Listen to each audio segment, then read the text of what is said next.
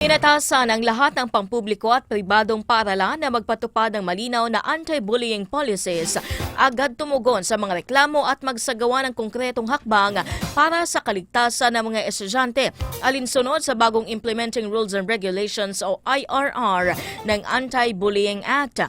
Ayon kay Council for the Welfare of Children o CWC, Executive Director Yusek Angelo Tapales, itinakda ng DepEd ang minimum standards para sa mga polisiya ng paaralan.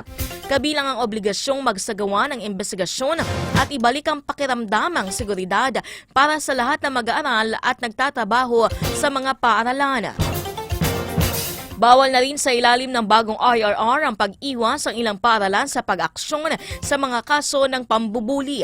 Obligado rin silang magtalaga ng disciplinary officers at learner formation officers para tutukan ang mga kasong may kinalaman sa bullying at magpatupad ng isang interbensyon.